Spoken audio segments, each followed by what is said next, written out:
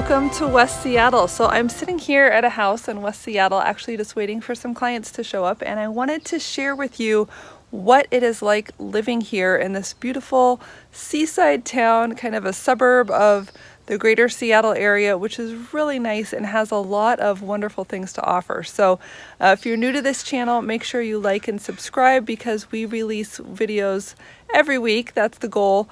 On different neighborhoods, what it's like moving to Seattle, trying to help people who are relocating get an idea for where they want to settle and buy their next home. So go ahead and join us. You're in for a treat in West Seattle today. The thing about living in West Seattle is that it is a little bit removed from the downtown core. It's a little bit of a world unto itself with its own culture, its own main street areas, and of course, the beach. There's one thing that draws most people here to West Seattle, and that is the amazing access to the waterfront. We're on Puget Sound, Alki Beach. A lot of these places have views of the water. You can walk to the water, and there's a very nice, it almost feels like you're on vacation when you go down to the beach. There's sandy areas. You can rent canoes and kayaks. You can go fishing. You can take a water taxi across. So this is actually a cool thing about commuting from West Seattle. So if you need to go into downtown, there's what's called a water taxi, which is a boat. It's a small passenger-only ferry. No cars can go on this. It costs about $5 or $6 to go across, and you leave from Alki Beach, and you just go right across to downtown Seattle. You hop off when you get there, and you can commute that way. No car required, and you don't have to drive around. So driving around has been easier in the past with something called the West Seattle Bridge in effect. And this is, as you might guess, a bridge that goes directly to downtown Seattle. And that's been shut for the last couple of years because of earthquake retrofitting and that type of thing. It's not a bridge that goes across Puget Sound. If you're looking at the map, you will not see a giant roadway across Puget Sound, but it goes from West Seattle to I-5, where you can pick up I-5, the interstate freeway that goes into downtown Seattle, and it's not a bad trip. However, even in the best of times, that bridge would tend to get a little bit crowded.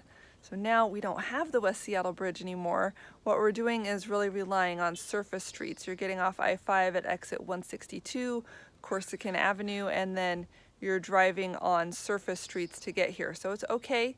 It just takes a little longer. In good traffic, no traffic, I would say it takes maybe 20 minutes to get from downtown Seattle to West Seattle, kind of depending on what part of town you're trying to access. Okay, well, that was a long digression about the commute. Let's talk about why people would choose to live here and what the factors are that really draw people to West Seattle. One thing that I have noticed about the Puget Sound in general is that different areas tend to have different weather patterns. Right around Northgate, the shopping center north of downtown Seattle, there's what's called a convergence zone, which is where two weather patterns collide. And oftentimes, if it's not raining in downtown, if you go north through this area, it'll start to be raining just about when you hit Northgate. So that's been kind of a locally known weather phenomenon in the area. However, here in West Seattle, I would say the opposite is true. This area tends to be pretty sunny. I think with the coastal air, there's movement of the air. It tends to be sunny when I come down here, and sunnier than other places that might have a little bit more overcast skies. So from that perspective, you can look into it, but this is a kind of sunny microclimate, and it's also an oceanfront microclimate. So, you get out of the car, you can smell that salty air from the ocean in some locations, and it's really refreshing. I know I've had people moving up to Seattle from like Oregon or Eastern Washington concerned about smoke from the wildfires out there, and just, we got to get away from these fires that tend to happen in the summer. And on this side of the mountains, we tend to have much less smoke.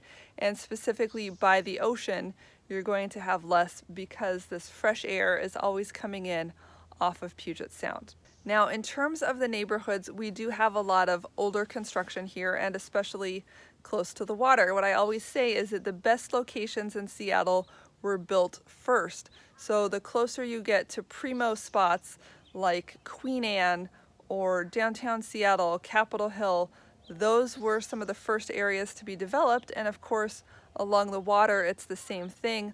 A lot of older homes in this area. Now, that doesn't mean they're all 1890s homes. I would say most homes in the area, the oldest that you might see are maybe 1920 types of construction, unless you're going to a really old historical area with that purpose. Again, another big building surge around the 1960s with the baby boom, everybody coming back from the war, that type of a thing.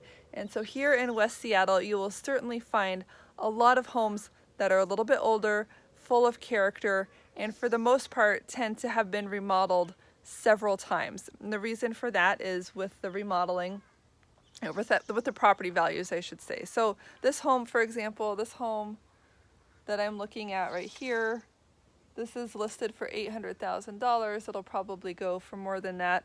It's, what can I tell you about it? It's 1,500 square feet, 3-bedroom home. So just to say, this home will have been remodeled multiple times, even though it was built in 1924. So it kind of retains that very cutesy farmhouse look.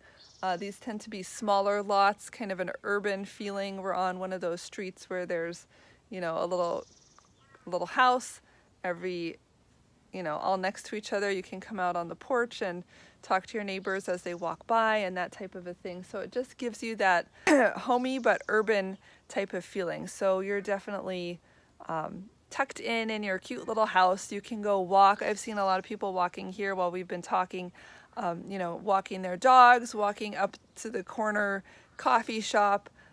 It's one of those neighborhoods where people really like to get out. There are sidewalks, meet the neighbors, and my clients that I have that are interested in this house are actually here in part because they want that feeling of connection to their neighbors and friends. So, the idea of just sitting on the front porch, having some lemonade, seeing folks who walk by, working here in the little garden. There's an herb garden on the other side, and we're a little bit elevated from the street level. So just to give you an idea of some of the things that people who are looking specifically in this area are drawn to. So if you would like to visit West Seattle, take a look at some homes. If you're thinking about relocating and this is one of the neighborhoods that's going to be on your list, feel free to reach out to me. My name again is Emily Cressey.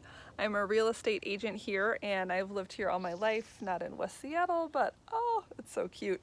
I love coming here. It's one of my funnest, favoritist, artsiest types of places. So come check it out. Look at some homes online. Go to my website. Look me up, HomeProAssociates.com. I'll see you then.